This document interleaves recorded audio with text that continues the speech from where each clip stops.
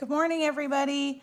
So today I'm going to show you some really simple shape changing things that you can do to your canes to make them look a little bit more interesting or to prep them for doing a more difficult skill of the kaleidoscope. So I have my canes right here. So this one is a swirl and looks like that. This one is the target and this one is another one of the swirls.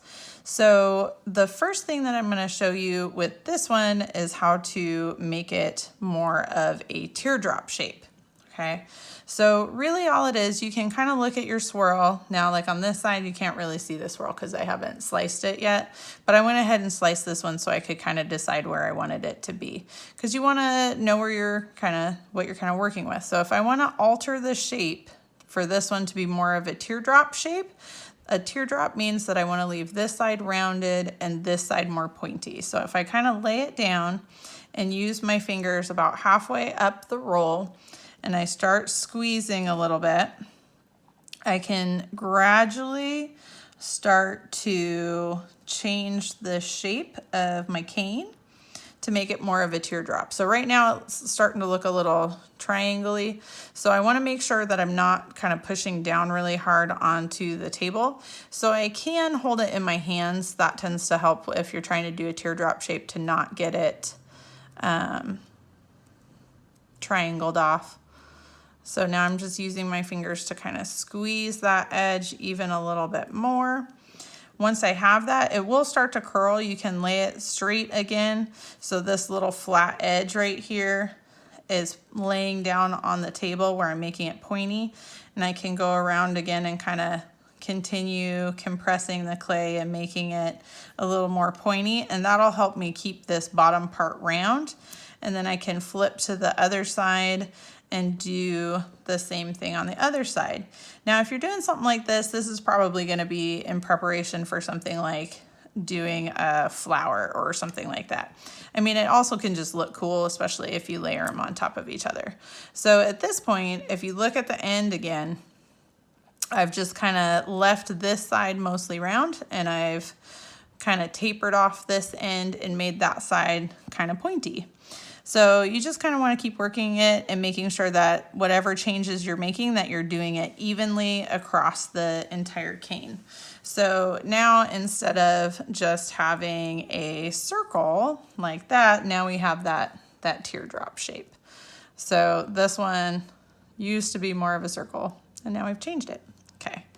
So the next one that I want to show you is a square. So I thought this one would be really good to show you for the square.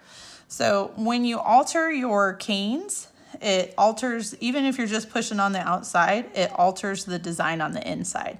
So if I want to make this more square, I'm going to start by just kind of flattening it out on one side. And since I was doing that on the table, it kind of flattened out both sides a little bit. So I'm going to flip it over and keep it even and kind of flatten out that side as well. So now it's got like two flat sides. And then I'm going to put it on the next rounded side. I'm going to compress it again, flip it over. So I'm just kind of trying to get it semi-straight for now, and then I'll point the corners in a little bit. So now that I have it more square shaped all the way around, now I can kind of start pointing the corners. So just like I did before, I'm kind of making like a little, pinched area right here. I'm using my fingers to kind of emphasize that corner edge.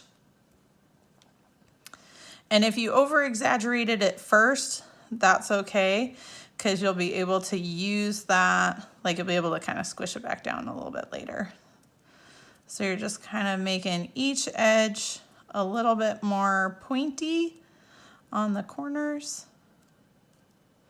And once you get all the way around, let's get that corner a little bit more. Try to keep it as even as you can whenever you're doing this kind of stuff. And like I've said before, if you work on your tin foil or if you work on a piece of parchment paper, like the baking paper stuff, that'll make sure that the oil from this kind of clay doesn't stick to a table, because especially if you have a wood table, it can leave a little mark. So now that I have my corners kind of done, I'm going to go back through and try to make sure that I'm evening out all the sides and the edges to kind of get it as square as I can, like that. So now when you look on the outside, you can see more of a square shape. Now the outside edge sometimes is a little bit warped, but see how if I slice in there a little bit, that looks pretty square. So it started off as a round one and now it's a square one. So the last one that I wanted to show you was the, let's see, teardrop, square, and triangle. So the triangle is pretty easy, and it's probably the one that I use the most. So, because that one you want the bottom to get flat and you want this side to get pointy.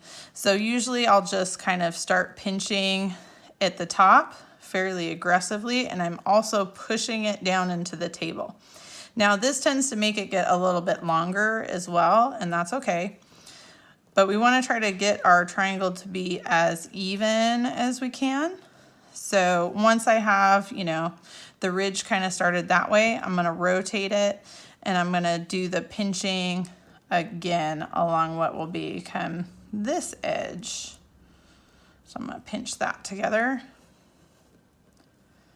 And then I'll rotate it again. And I just continue this process of kind of pinching it together and rotating it and making sure that it's as even as I possibly can. And like I said, if it gets a little bit longer each time you do that, that's okay.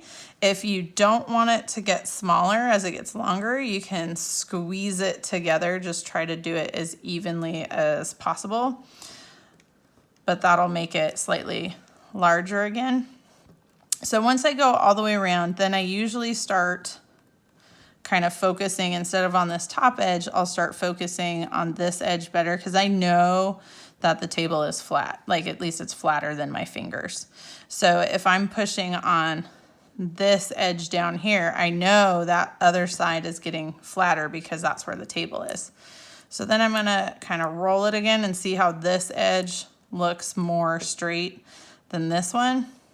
So I'm just gonna keep going around and doing that on all the edges where I'm making sure that the edge is really nice and compressed and as even as I can get it. A lot of times I'll look at the negative space when I'm doing this. So I'll look at the color of the table instead of my actual thing.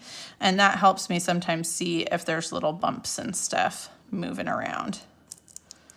So we've got one more side.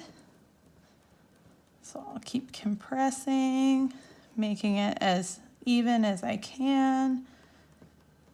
Now, if you want to make it smaller and you want to make it longer, you can be more aggressive with this, and you can make this long and small if you want to. Now, once I have one side done, I usually rotate it and do the same thing on the other side just to make sure that both sides get as much compression and evening out as the other side. I'm not going to spend more time today doing that, but I'll show you what this one looks like now when I slice it. So I've got my little slicer. All right, so here is my square versus my circle. So you can see that the inside shape just follows whatever I do on the outside. All right, thanks for watching.